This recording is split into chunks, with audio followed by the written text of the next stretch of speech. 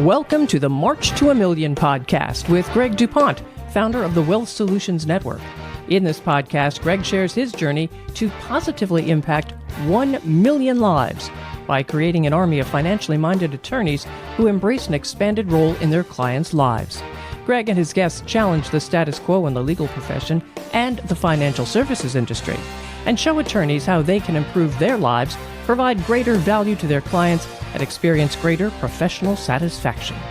Join us in this movement and strengthen your business by learning how to solve your clients' most pressing financial problems.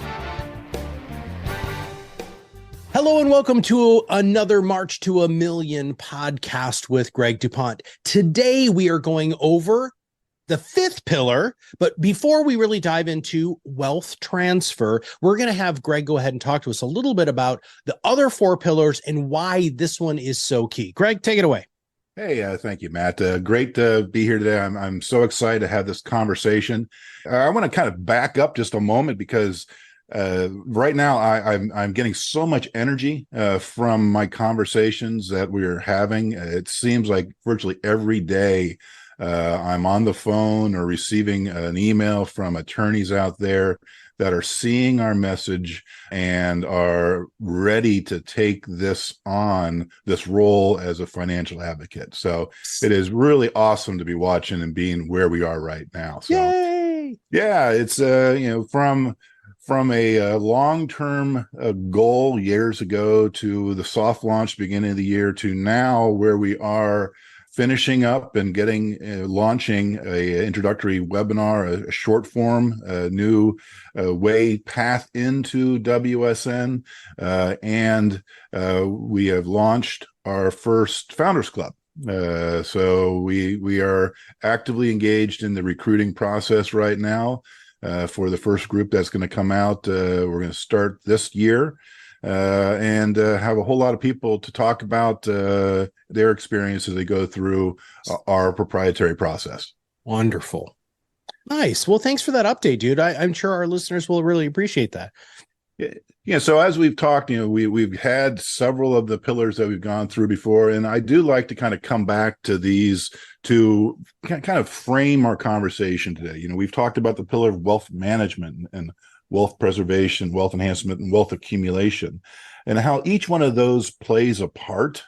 And each one of those in and of itself, it could be for the right practice, the key to them being able to help more people and obviously help themselves.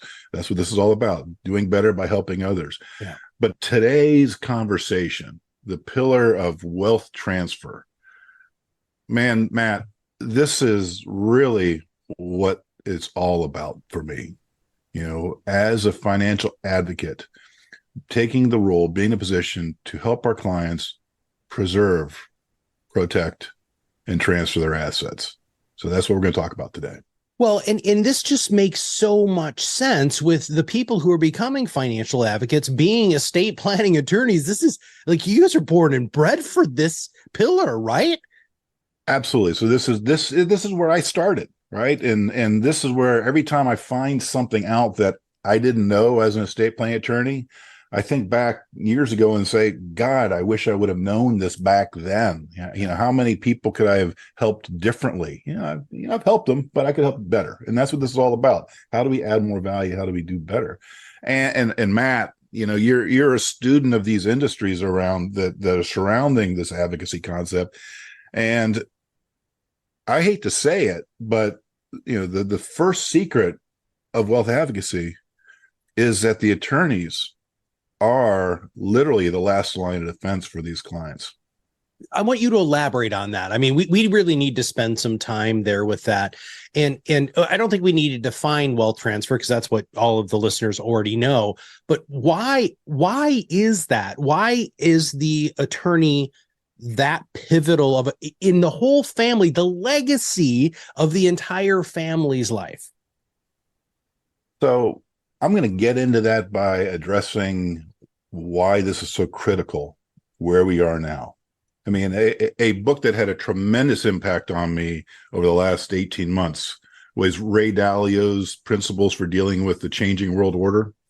Did you by any chance read that one? I haven't read it yet. I'm going to put it on my list though.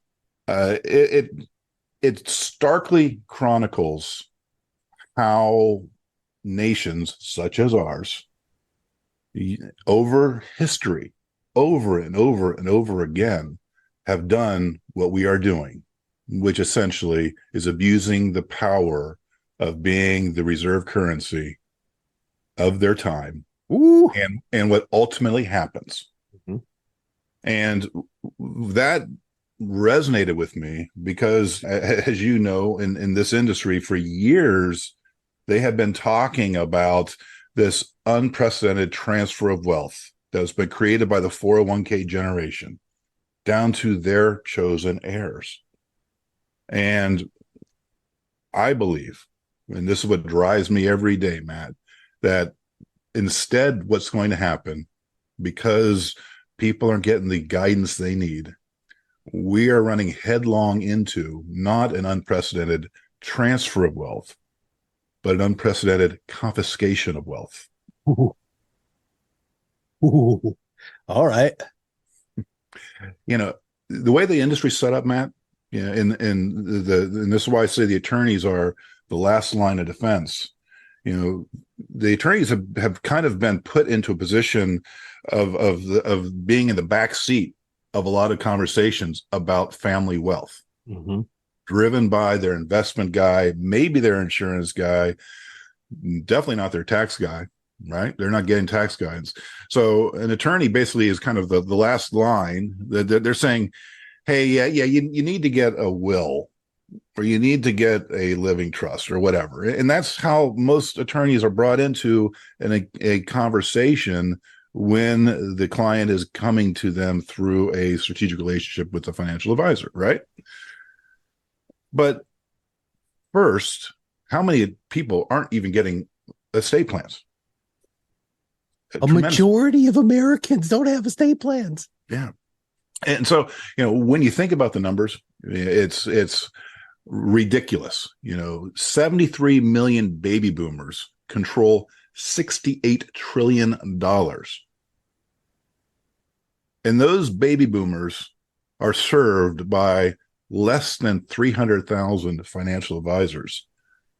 And of those 300,000 financial advisors, only 60% of them are quote unquote fiduciaries. Mm-hmm.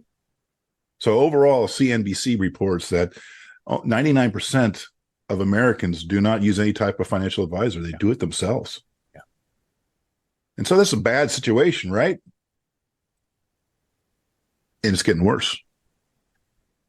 37% of financial advisors are expected to retire over the next 10 years, Matt. Oh, wow. I thought that number would actually be higher, to be honest. But yeah, that's still a big number. So where does that leave that $68 trillion when we are heading down a path that, well, as Ray Dalio chronicles, is inevitable?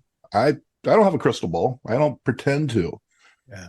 But, you know, we as consumers, our time horizon never, you know, it does, when we're going into retirement or we're talking to our attorney about our wills and all that kind of stuff, our time horizon is not really accurate as to our expectancy. You know, these trends that we've got going on out here that need to be paid attention to. You know, the things like longevity. You know, sure, we talked about that during some of our prior conversations, but I wanted to talk about it in the context of these people's savings and what's the time horizon that this is going to be impacted. You know, we're in the middle of the COVID response and still dealing with not addressing debt or deficit. So if we're taking a role as an advocate to help our clients preserve, protect, and transfer their wealth, you know, don't we need to do what we can to protect that wealth against taxation running rampant, inflation running rampant, and the market running under? Well, you just led us right into the second secret, though, didn't you? I mean, because just a few tweaks can make such a huge difference if you are the last line of defense. Do you want to expand on that? Yeah, because understanding this bigger picture, right? This inevitability that something like this is going to happen. Again, we don't know where it is. And I keep coming back to the Donald Rumsfeld quote. I think I mentioned it in our prior recording, right? That you've got the known unknowns. And so doesn't it make sense if you are in a position of stewardship for your clients to set some foundations to protect against that tremendous loss so that there is a baseline to build off of? Because, I am a very, very optimistic guy. I told you I'm going to live to 150. Yeah. And I sure would rather live to 150 without losing half of my savings along the way and trying to build it back up. Mm-hmm. When we can put a floor in place to hedge against that market loss, where we can make changes to the way the savings are held so that we can protect it from excessive taxation. And this is, again, why I say we're the last line of defense, because when your client, Mr. Attorney, Mr. Would-be advocate, is getting advice from their fidelity rep as to how their assets need to be invested within their 401k, they are not going to be wholeheartedly recommending that a big chunk of that may need to be converted to Roth IRA to protect against future taxation. And you, as the advocate, can come in and know that this needs to be done. Yeah. That was my soapbox for today, Matt. Well, I'm going to make you soapbox more, brother. So hold on. You're not off the hook yet, man. All right. So a Roth shift is one of the small moves that can be made in order to make a huge difference. How deep do you want to get into that today? Because I know that you want people to, obviously join the program and everything. I don't want you to give away too much secret sauce, but can you give us a little bit more on some of those shifts that the advocate can help the client make? Yeah, let's just kind of highlight them. And by the way, as we talk about why these shifts are necessary, have you ever gone to debtclock.org?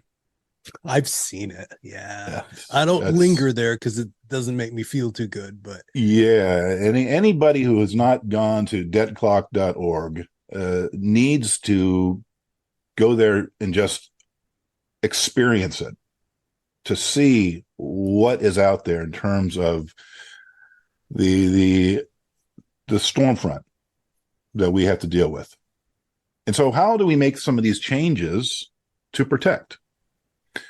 And again, this is where somebody coming to a conversation with their client with no other agenda but how do we help you preserve, protect, and transfer your assets, they have a handful of tools that they can use. We might mention the one, a Roth conversion. Hey, let's take some of the money, move it from where it is forever subject to taxation. One of my favorite things, Matt, is the example, if you can go, your friendly IRS agent comes to you and says, hey, I got 2 deals for you. Door number 1, I'll put the money in there. You put your money in there. I'm going to give you a little bit of a tax break now, but I'm going to preserve the right to forever tax that. Or door number 2, I'm not going to give you any break now, but I'm not going to be able to touch it later. Which makes more sense to the consumer? Well, door number 2, now in hindsight, right? Mm-hmm. But 99% of the people have everything in door number 1. Yep. That $68 trillion I mentioned before, which is uncomfortably close to the amount of national debt. Very interesting. Yeah. So take some of that winning off the table, put it over there. Number two, protecting against that market loss. Take some of those winnings. We'll be interviewing experts here that show how study after study after study shows that putting a floor in there, not the BS bond portfolios, but putting a true floor and insuring part of it will help grow more and protect against that adjustment that's going to happen sometime in your client's economic future. Third, we're talking about taxes. Too many times people, as they go into retirement, actually, hell, throughout their life, people discredit the value of life insurance, not only for its living benefits, tax-free access to the cash value, those kind of things, but death benefit. I mean, it annoys the hell out of me when I talk to a client that has excess money and it's sitting there exposed to the market, exposed to taxes, and they can't see or have never been told, because they usually see after I talk to them, because you see I'm a little passionate about this. If they can take some of that money, set it aside into a life insurance policy, they only need to touch it again and preserve it for kids and grandkids. Because who knows? Like I said, I believe that economically we're going to be okay after a major adjustment. But doesn't it make sense being a good steward of money, being a good advisor to your clients about stewardship of their money, to take some of this and save it for not your rainy day, but after the flood? Yeah. Global warming and flood, right? Yeah. What's that going to look like? So, yeah, told you I was a little fired up today, Matt. Okay, so first secret is that you're the last line of defense. The second secret is a few shifts can make a huge difference, which is a huge component of your training. What is the third secret? The third secret, as it comes down to all the time, you are sitting in front of these people on a day-by-day basis. And you just need to expand the conversation, to look deeper, to ask those additional questions that will prompt them to think. And when's the last time you sat down with an estate planning client and said, so what's it look like if you lose half of your money in the market? Okay. Obviously, we want to look at taxes if we don't lose half of it, double it. But what's it look like? You've spent your whole life saving this money to fuel your future. Do you really want to have a huge chunk of it go to the lady at the nursing home down the street instead of your kids and grandkids? Mm-hmm. Do you really want it to go to the profligate spender that is the U.S. government? Or would you rather have it go to your church, your synagogue, your Boy Scout troop, whatever that is? We've got to be more of advocates for our clients. Yeah. And that's the third secret. These opportunities are sitting in front of you on a day-to-day basis if you have an estate planning practice. You just need to go there. And based upon what I said with secret number one, they're not having these conversations with anybody else. So go in there, have the conversation, improve their lives. And by the way, you'll improve your life as well. Well, the other thing that I saw in your presentation is not only are you becoming the advocate, but when you open the eyes of your clients as an attorney, they become advocates. So we talk about that a lot in our organization, moving people from skeptics to fans. You do this for them. They will fundamentally feel different. They're going to tell people about what Greg DuPont did for their family and themselves today and for generations to come. What do you think about that? We have testimonials day in and day out for just that. Since I aggressively started putting this as first and foremost in my conversations with estate planning clients, our estate planning practice itself has exploded, let alone the financial stuff, all that other stuff. But just the core estate planning practice has exploded to the point that today I'm onboarding another attorney, and so it's all this virtuous cycle that comes from accepting the role as counselor and guide and advocate and going a little deeper. All right. I'm going to force you to rubber meets the road here at the end of our show today.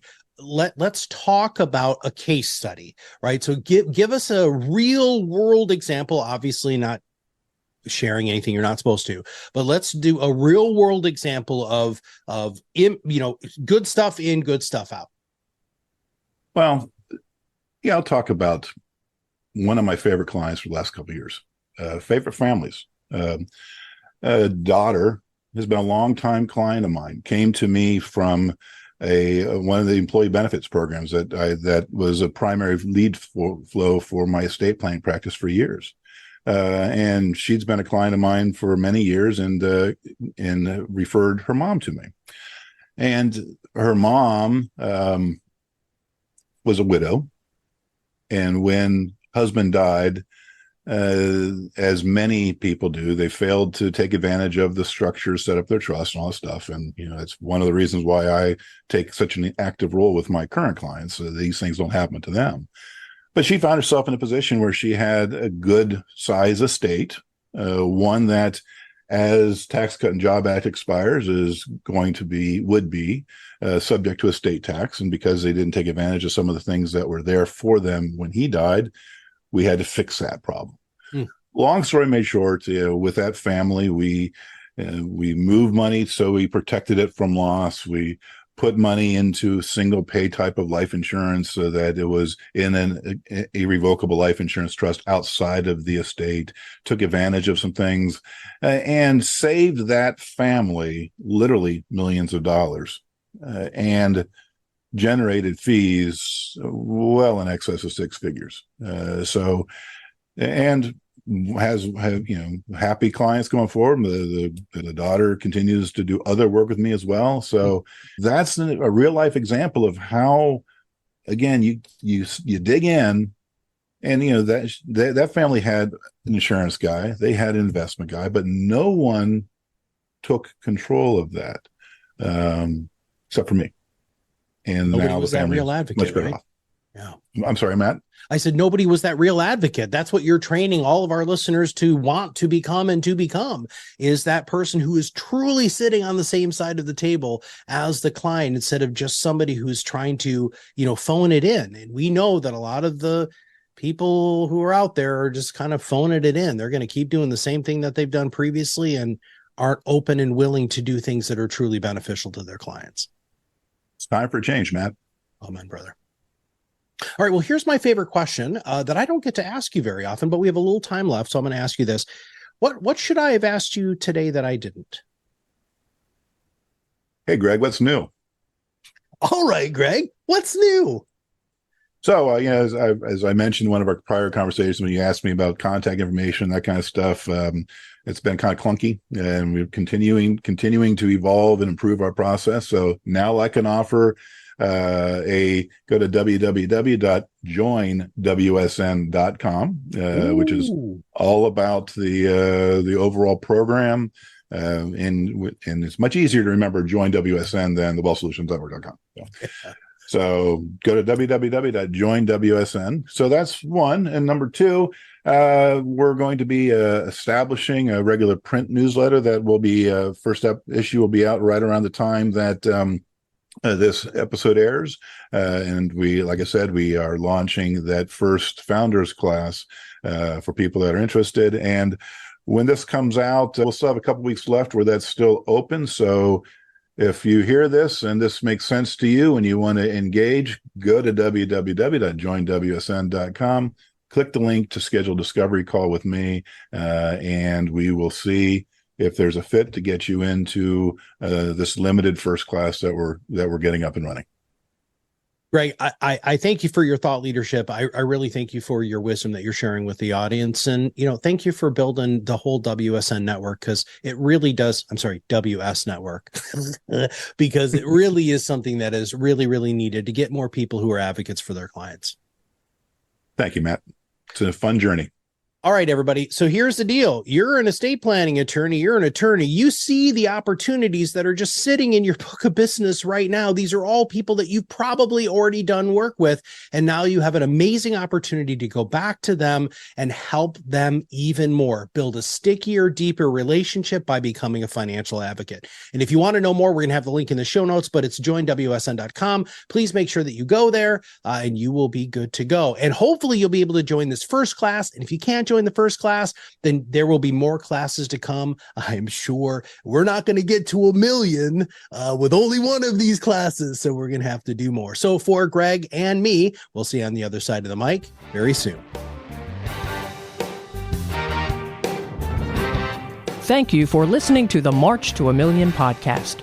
Click the follow button to be notified when new episodes become available, and get in touch with our team by visiting our website at www.wealthsolutionsgroup.biz, or give us a call at 614-432-8065. The information covered and posted represents the views and opinions of the guest and does not necessarily represent the views or opinions of Wealth Solutions Network. The content has been made available for informational and educational purposes only. The content is not intended to be a substitute for professional investing advice.